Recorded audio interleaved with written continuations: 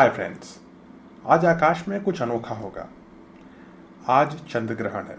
चंद्र ग्रहण तब होता है जब धरती सूरज और चांद के बीचों बीच आ जाती है और इस प्रकार धरती की जो छाया है, जो शैडो है, वो चंद्रमा पर इस कदर पड़ती है कि चंद्रमा आकाश से लगभग गायब हो जाता है और इसीलिए हम इसको चंद्र ग्रहण बोलते हैं। चंद्र ग्रहण साल में कई बार होता है। इनफैक्ट एक साल में 2 से 5 बार तक चंद्र ग्रहण देखा जा सकता है। चंद्र ग्रहण के इतिहास को लेकर के और चंद्र ग्रहण के बारे में कुछ एक बहुत ही रोचक कहानी है जिसको जानना जरूरी है। 1492 की बात है, यानी आज से इस कहानी के लिए हमें 500 साल से भी ज्यादा पहले जाना होगा। उस साल 1492 में हमें नहीं पता था कि दुनिया में अमेरिका नाम के भी कॉन्टिनेंट्स हैं। हमें लगता था कि अगर हम यूरोप से दूसरी तरफ चलें, यानी यूरोप से वेस्ट की तरफ चलें, तो किसी न किसी प्रकार से हम भारत या चीन तक पहुंच जाएंगे। लेकिन 1492 में क्रिस्टोफर कोलंबस ने ऐसी ही एक यात्रा करी स्पेन से और वो टकरा गए अमेरिका से और अमेरिका की खोज हो गई। उसके बाद क्रिस्टोफर कोलंबस ने कई बार अमेरिका के लिए ट्रिप्स करी। इनफैक्ट क्रिस्टोफर कोलंबस ने अमेरिका के लिए टोटल 4 ट्रिप्स करी और उन 4 ट्रिप्स में उन्होंने नए नए लैंड्स ढूंढे। और अब हम चलते हैं 10 साल बाद उसके, यानी 1502 में। 1502 में कोलंबस ने कैडिज नाम की एक जगह है स्पेन में, वहां से अमेरिका के लिए अपनी चौथी और अंतिम ट्रिप शुरू करी। इस चौथी ट्रिप को शुरू करते समय क्रिस्टोफर कोलंबस के पास 4 जहाज थे। जहाज बहुत महंगी चीज होती है, उसको राजा अप्रूव करता था और क्रिस्टोफर कोलंबस के पास, उस समय तो फेमस आदमी हो चुके थे, उनके पास 4 जहाजों के साथ वो निकले एक बार फिर से स्पेन से अमेरिका की तरफ। अमेरिका की तरफ चलते चलते उस रास्ते में अटलांटिक महासागर आता है। अटलांटिक महासागर में उनके 2 जहाजों में दीमक लग गई और वो डूब गए और उन बाकी 2 जहाजों पर डबल लोड करके क्रिस्टोफर कोलंबस फिर भी आगे बढ़ते रहे। उस समय नौका से जाना, किसी भी शिप से जाना बहुत खतरनाक था, क्योंकि उस समय हार्डली कुछ होता था, इंजन्स नहीं होते थे, मैनुअली शिप्स चलती थी, सारा कंट्रोल मैनुअल था। और 500 साल पहले की बात है, क्रिस्टोफर कोलंबस अमेरिका की तरफ फिर भी चलते रहे।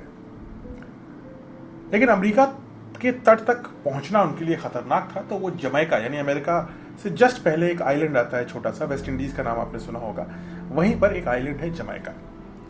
वो जमैका पे उतर गए। In fact he was forced to land in Jamaica because उनकी शिप्स खराब हो रही थी।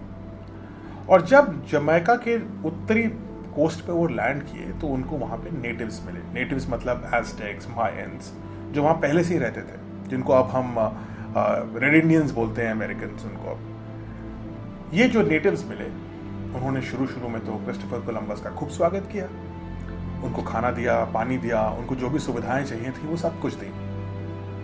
लेकिन क्रिस्टोफर कोलंबस के जो यूरोपियन सेलर्स थे, उनका थोड़ा सा दिमाग खराब हो गया और उन्होंने लूटपाट शुरू कर दी।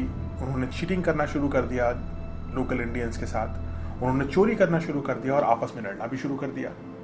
ये सब देख करके 1502 में जो रेड इंडियंस थे, जो नेटिव थे, उनको ये पसंद नहीं आया और वो गुस्सा हो गए।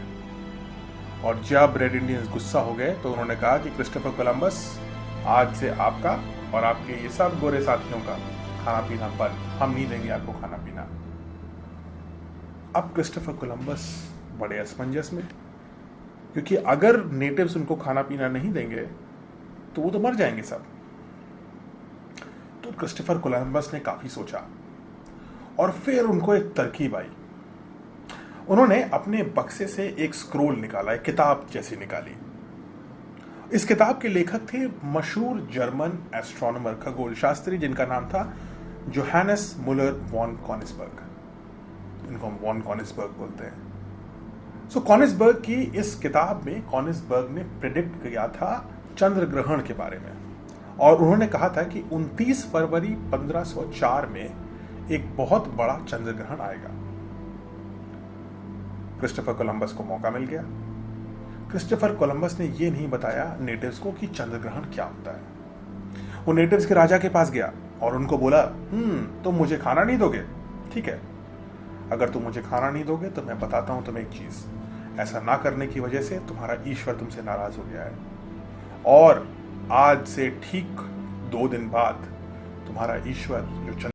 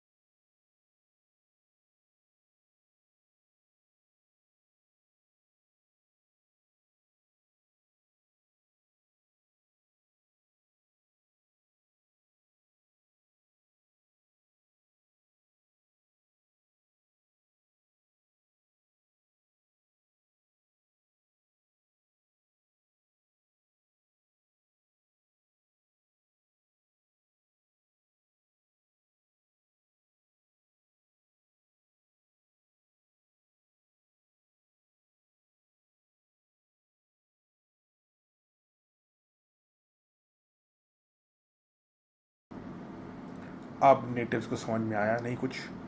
उन्होंने तुरंत क्रिस्टोफर कोलंबस के पैर पकड़ लिए और उनको कहा कि सर कुछ भी करो, बट हम आपको खाना पीना सब देंगे, सब कुछ देंगे, जो आप बोलोगे वो देंगे, जिस दाम पे बोलोगे उस दाम में देंगे, फ्री में देंगे, लेकिन हमें बचा लो।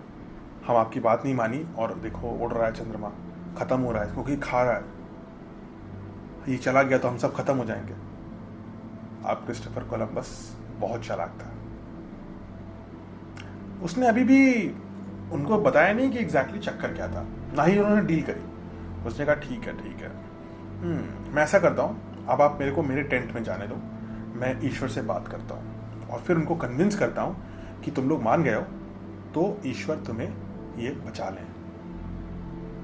क्रिस्टोफर कोलंबस एक्चुअली टेंट में कुछ और करने नहीं गए थे, वो वापस किताब खोली और उस किताब में लिखा था कि चंद्र ग्रहण एग्जैक्टली 48 मिनट चलेगा, 48 मिनट्स।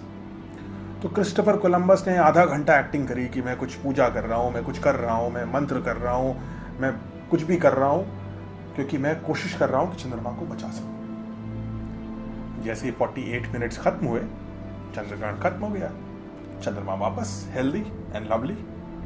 तो फिर क्रिस्टोफर कोलंबस वापस आए और उन्होंने कहा मैंने भगवान से बात करी, खूब देर बात करी, बड़ी मुश्किल से कन्विंस किया, और अब मैंने कन्विंस किया है कि तुम लोग मेरी सेवा करोगे जिंदगी भर, मेरी गुलामी करोगे, तब जाकर के ये चंद्रमा को ईश्वर ने छोड़ा है। और अगर तुमने ऐसा नहीं किया तो इस बार ईश्वर मेरी भी नहीं सुनेंगे और वो सब कुछ खत्म कर देंगे। उसके बाद of course Christopher Columbus survive कर पाए उस आइलैंड पे, क्योंकि वो नेटिव्स जो वो कहते थे नेटिव्स करते थे, और फिर उसके 4 महीने बाद वो वापस स्पेन लौटे।